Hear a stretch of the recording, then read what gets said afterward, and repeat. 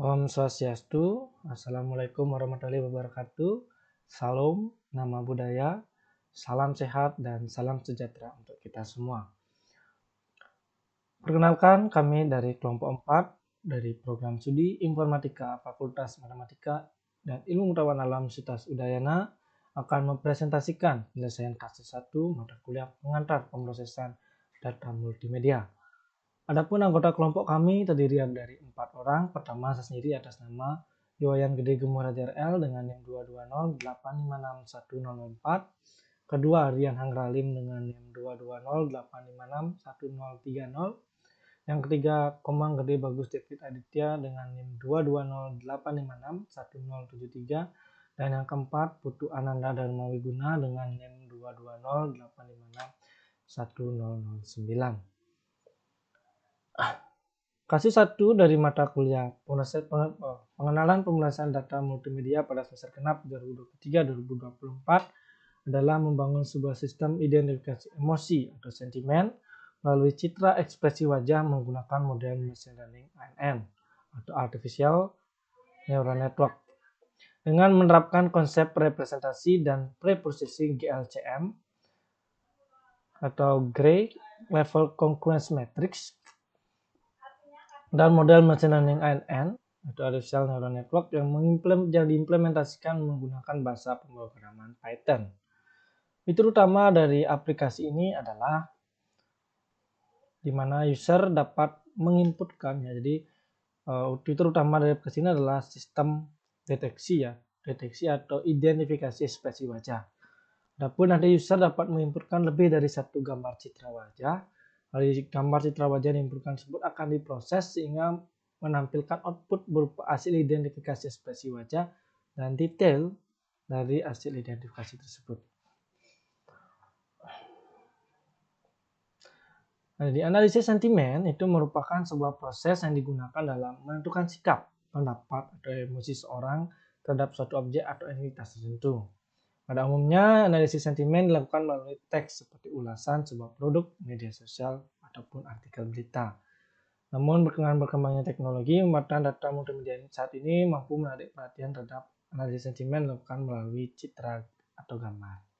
Nah, dengan menggunakan citra atau gambar ini, diharapkan hasil identifikasi analisis sentimen yang diberikan oleh user atau pelanggan kita lebih akurat. Karena tidak memikirkan hasil dari tidak memikirkan pandangan orang terhadap sentimen yang mereka berikan. Nah, pada pengembangan sistem analisis sentimen ini kami menggunakan metode bernama Artificial Neural Network atau ANN. Artificial Neural Network ANN ini merupakan salah satu metode yang efektif digunakan dalam pemrosesan dan analisis data nonlinear dan kompleks seperti citra. Nah, kata kerja ANN ini yaitu meniru kerja otak manusia dalam proses sebuah informasi yang membuatnya sesuai untuk digunakan dalam penyelesaian kasus analisis sentimen pada citra ini. Adanya ANN ini, citra dapat diproses untuk mengidentifikasi fitur yang relevan yang dapat digunakan dalam menentukan segmen yang terkandung dalam sebuah citra atau gambar. Jadi ada beberapa tahapan dalam pengembangan sistem pengenalan ekspresi wajah ini. Yaitu pertama dimulai dari pengumpulan dataset citra dengan label sentimen yang jelas. Yaitu dengan proses resize, cropping, dan cropping gambar, serta ekstraksi fitur menggunakan metode seperti Gray Level Concurrence Matrix atau GLCM.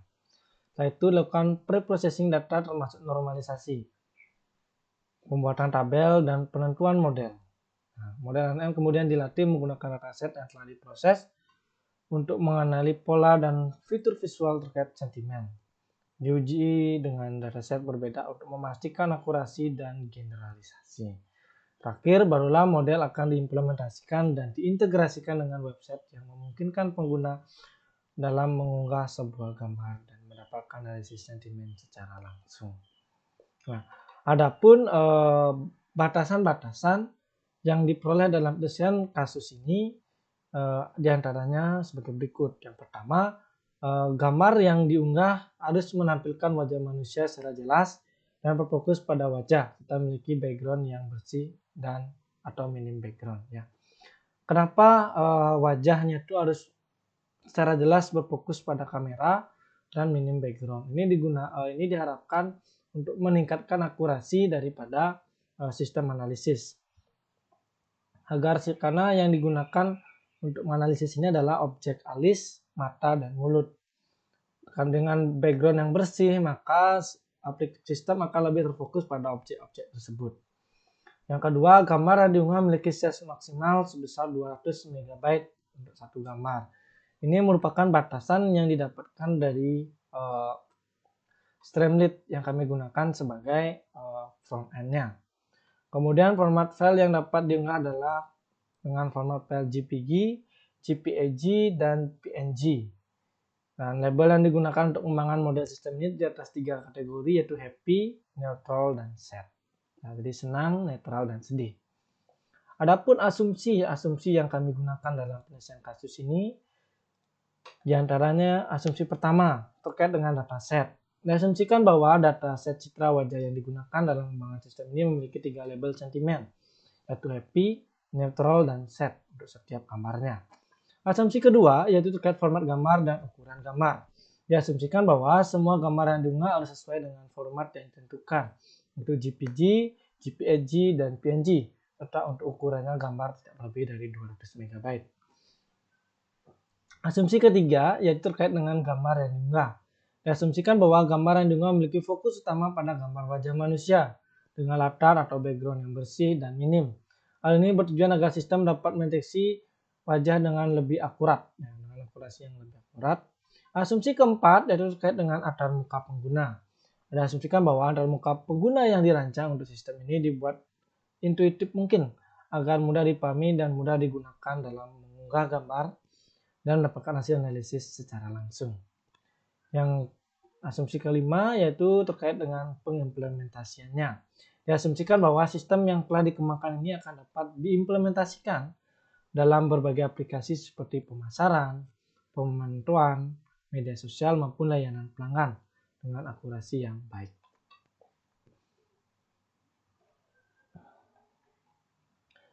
Oke, kita kemudian untuk analisis desain sistem. Nah, pada pengembangan sistem ini kami menggunakan dataset berupa citra digital dengan objek wajah manusia.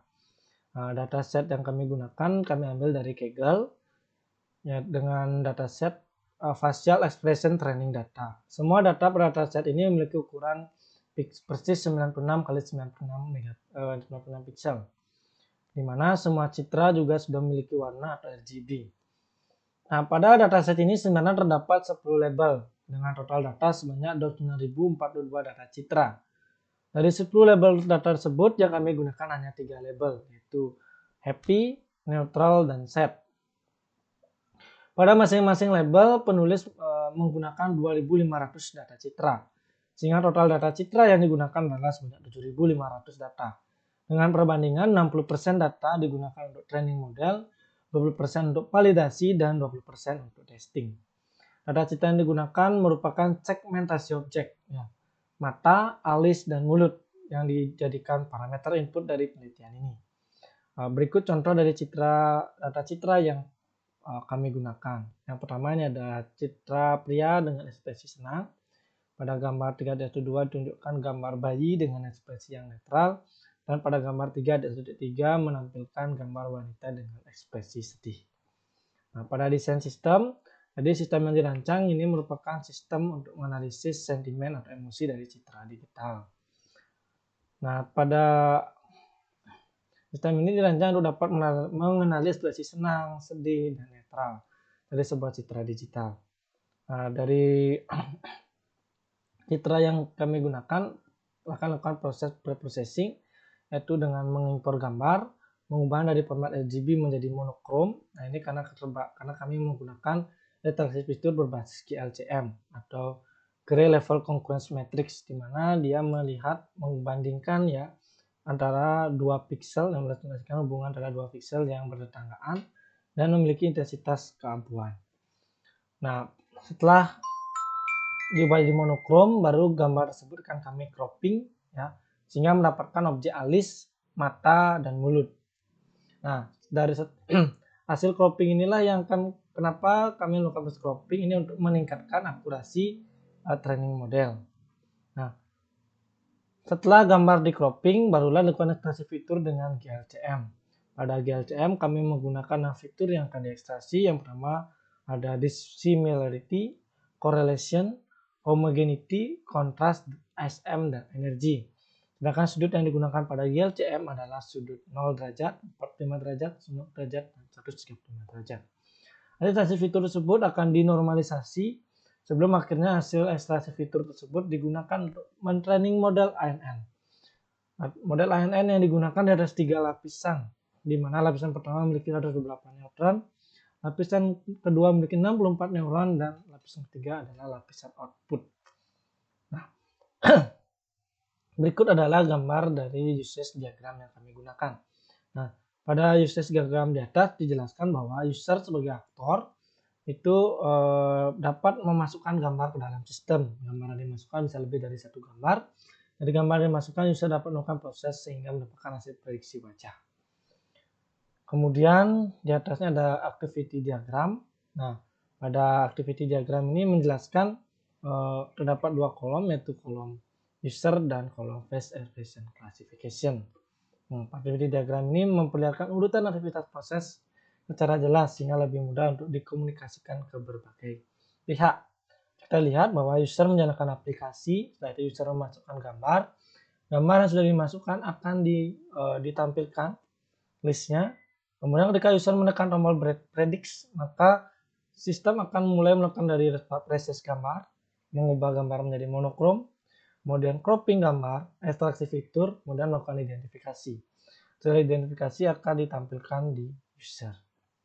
Nah, berikut merupakan tampilan dari desain UI UX dari sistem kami, di mana kita lihat di sini adalah tampilan termuka awalnya, di mana user dapat memasukkan file dalam jumlah yang banyak dengan format JPG, PNG maupun JPEG.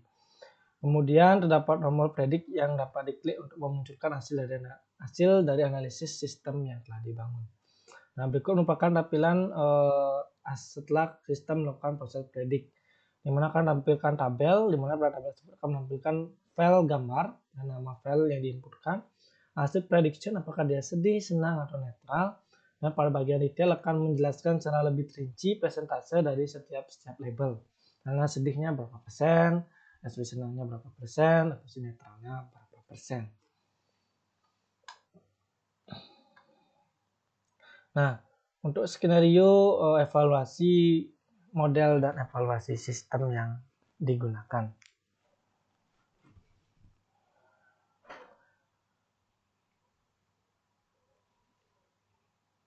Jadi, skenario yang digunakan untuk mengevaluasi model dan sistem dibagi menjadi dua tahap, evaluasi model dan evaluasi sistem. Pada evaluasi model dibagi menjadi dua tahap, yaitu tahap testing dan evaluasi. Tahap testing melakukan pengujian pada model dengan base parameter dengan gabungan data training dan data validation. Adapun parameter yang digunakan meliputi model test accuracy, confusion metric, dan classification report. Nah, pada tahap evaluasi dilakukan untuk mengevaluasi model yang sudah dilakukan proses training untuk menjamin kualitas model. Evaluasi model menggunakan k-fold cross validation dengan nilai K sama dengan 5. Adapun parameter yang digunakan meliputi model test accuracy, average confusion metric, dan average classification report. Kemudian evaluasi sistem dilakukan dengan cara memasukkan gambar acak pada sistem untuk menguji fungsi serta fitur yang ada pada sistem meliputi fitur input gambar, fitur detection, dan fitur output dari sistem. Semua fitur tersebut dievaluasi apakah sudah bisa berjalan sesuai dengan rancangan sistem yang penulis buat. Dan itu evaluasi sistem ini juga untuk melihat akurasi hasil prediksi ekspresi wajah yang dilakukan oleh sistem. Nah, pada bagian yang diinputkan adalah bagian evaluasi sistem dari face expression classification. Gambar wajah dimasukkan, sistem melakukan classification, hasil identifikasi ekspresi wajah. Oke, sekian penjelasan dari saya. Selanjutnya akan dijelaskan oleh teman saya. Sekian, terima kasih. Baik, perkenalkan, nama saya Komang Gede Bagus David Aditya dengan NIM 2208561073. Di sini saya akan menjelaskan tahapan preprocessing dari data mentah sampai menjadi inputan model. Baik, pertama-tama kita import dulu library yang kita pakai, yaitu di sini pada baris pertama sampai baris ke-7. Lalu selanjutnya pada baris ke-10 dan sampai ke-13 itu kita menggunakan detektor dan prediktor. Detektor itu untuk mendeteksi bagian-bagian wajah pada manusia. Lalu prediktor itu untuk mendeteksi bentuk dari wajah.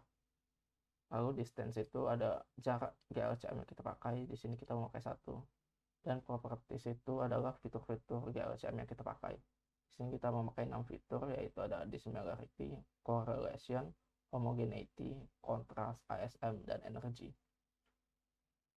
Lalu pada baris 16 sampai ke 21 itu kita menormalisasikan nama file yang kita pakai. Di sini kita menghapus titik dan spasi. Lalu pada baris ke 24 sampai ke 37 itu kita bagian yang digunakan dari GLCM yang kita pakai. Di sini kita memakai sudut 0, 45, 90, dan 135. Lalu fitur-fitur tersebut kita masukkan ke dalam array fitur. Lalu selanjutnya pada bagian crop itu, di sini kita akan meresize gambar dari yang kita dapatkan.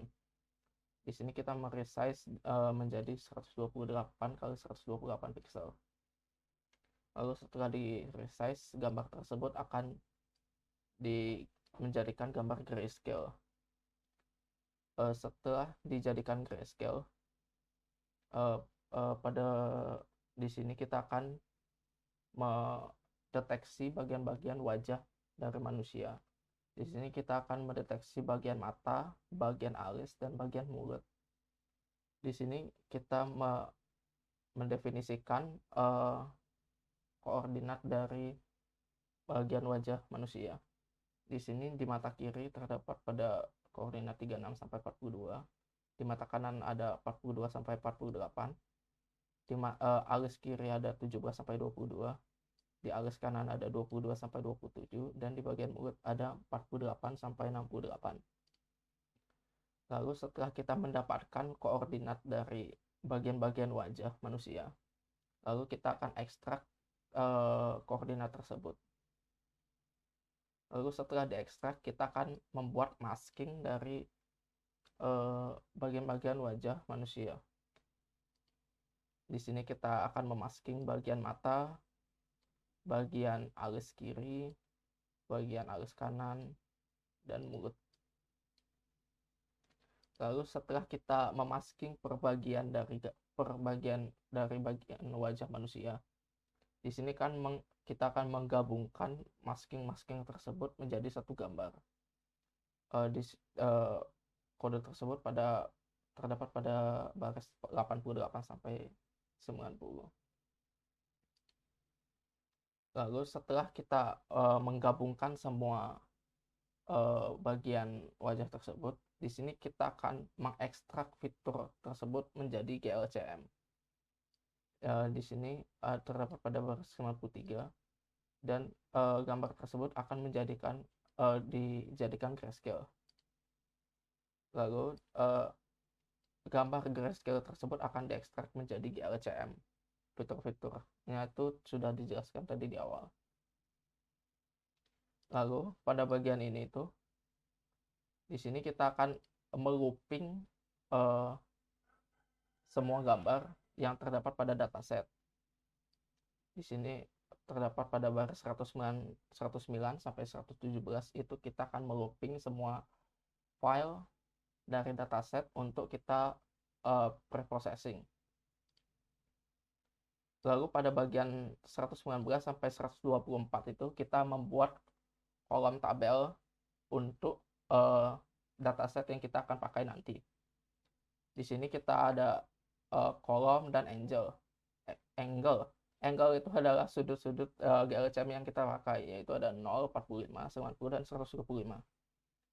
Lalu untuk setiap dari properties itu ada yang tadi, ada correlation, homogeneity, ASM, dan sebagainya. itu kita akan masukkan ke dalam uh, array kolom. Nah, di dalam array kolom juga kita akan memasukkan nama label kolom baru yang bernama label. Lalu kolom-kolom tersebut kita akan menjadikan data frame yang bernama glcm data frame. Di sini data frame yang kita pakai itu dari extract image yang sudah kita dapatkan tadi dari proses preprocessing. Dan kolomnya itu dari array kolom, yaitu ada angle-angle-nya dan juga properties dari glcm-nya, fitur-fitur glcm-nya. Lalu setelah kita mendapatkan data frame, kita akan convert tersebut menjadi format CSV dengan nama CSV itu result CSV, dan CSV ini akan kita pakai menjadi dataset untuk kita bawa ke training. Lalu dataset tersebut kita akan masukkan ke model training yang sudah kita buat. Di sini kita akan meread CSV tersebut, data sama dengan pd.read CSV. Result CSV ini yaitu kita yang sudah kita dapatkan pada tahap preprocessing tadi. Lalu kita akan memasukkan X itu yaitu data dari fitur-fitur glcm-nya beserta juga kolom label.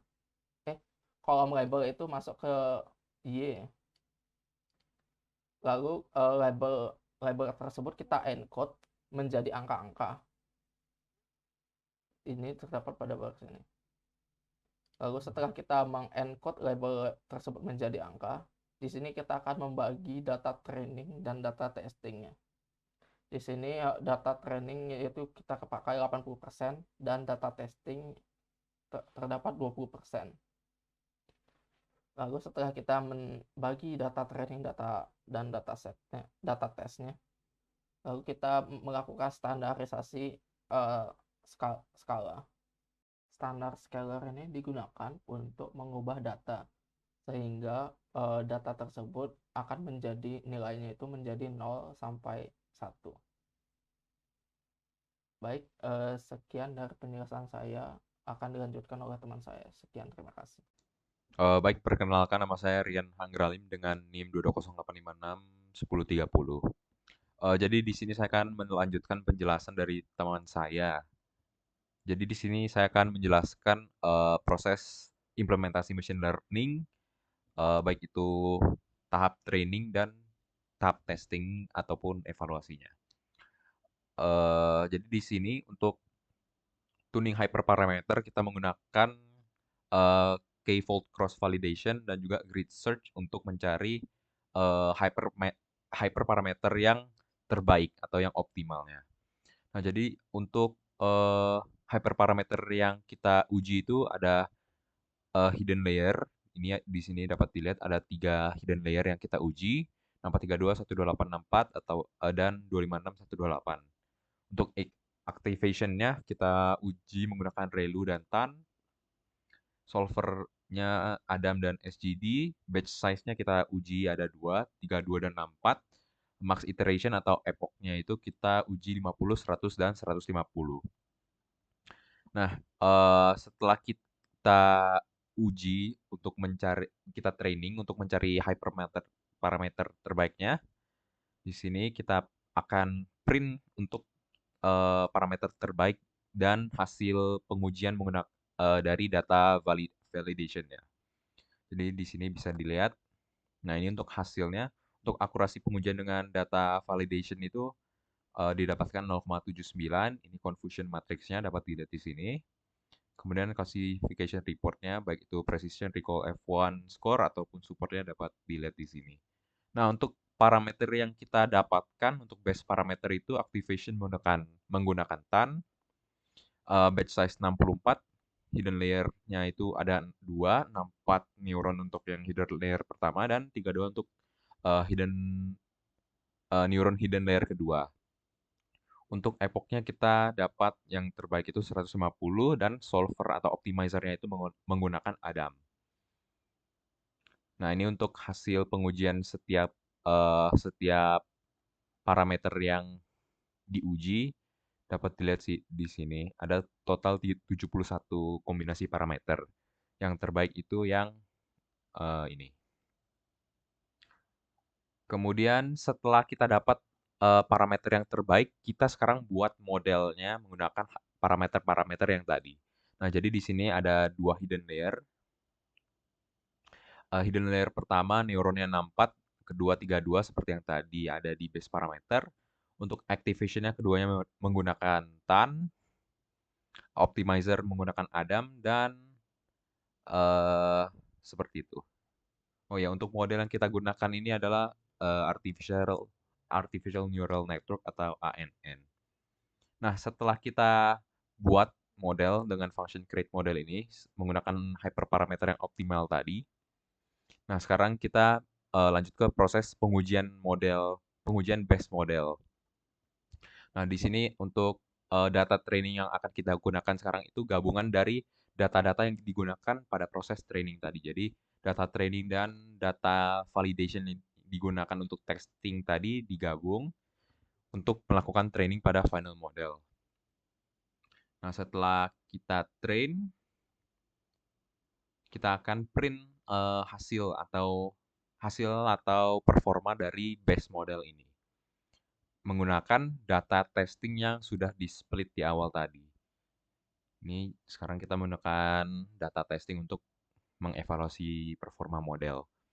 Nah, jadi didapat untuk akurasinya itu 0,78266666. Untuk confusion matrix dapat dilihat di sini. Kemudian untuk laporan klasifikasinya dapat dilihat di sini. Precision, recall, F1 score, dan support. Nah, setelah didapat hasil dari pengujian akan dilakukan evaluasi terhadap base modelnya ini. Untuk evaluasi kita menggunakan K-crossroad validation juga dengan K yang sama 5. Kita akan kita evaluasi performa base model ini menggunakan 5 kali fold untuk melihat kinerja atau performa dari model ini. Kita akan print nilai akurasi rata-ratanya, confusion matrix, dan reportnya. Nah, akan ada 5 kali fold dengan akurasi-akurasi yang berbeda. Kemudian untuk rata-rata akurasi itu ada di angka 0,806 ini. Kemudian untuk confusion matrix rata-ratanya seperti ini. Dan di sini ada 5 classification report.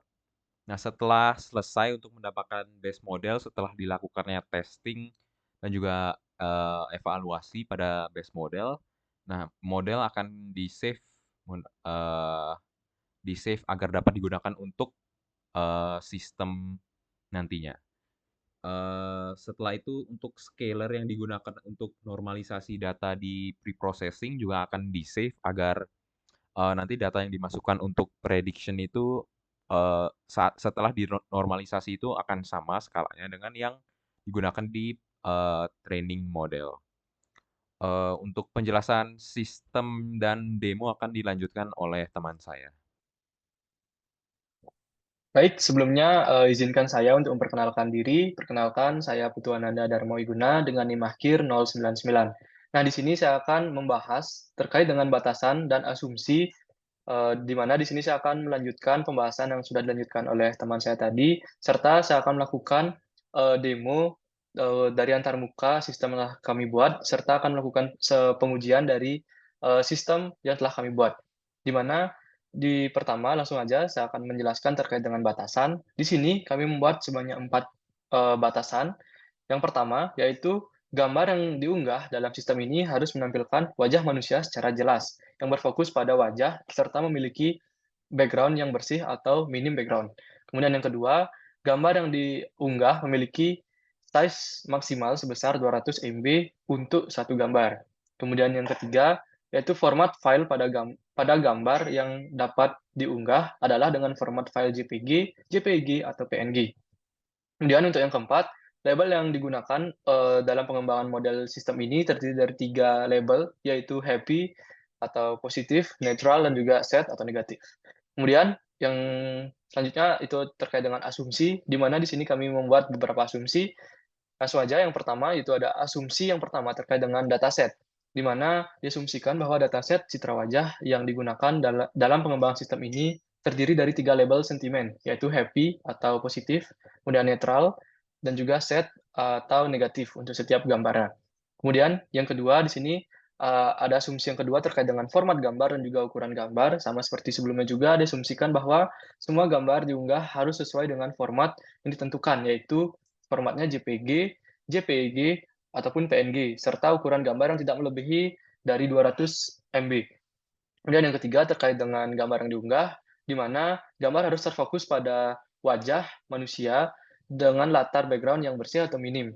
Hal ini bertujuan untuk sistem dapat mendeteksi akurasi dengan lebih akurat pada gambar yang diinputkan. Kemudian yang keempat, yaitu terkait dengan antarmuka pengguna, di mana di sini diasumsikan bahwa antarmuka pengguna yang dirancang untuk sistem ini dibuat seintuitif mungkin agar dapat mudah dipahami serta mudah digunakan dalam mengunggah gambar dan mendapatkan hasil analisis secara langsung.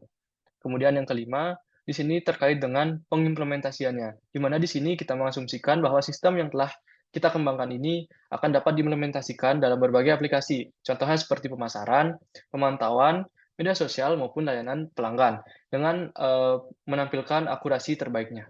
Oke, mungkin sekian untuk batasan dan asumsi. Kita akan lanjutkan menuju ke code dari antarmuka yang telah kita bangun. Nah, di sini kita menggunakan Streamlit untuk menunjang dari antarmuka yang kita buat atau mendeploy dari sistem yang kita buat di sini. Oke, saya akan menjelaskan sedikit dari codingan antarmuka yang kita buat di sini. Di mana di sini yang pertama kita lakukan seperti biasa, di sini kita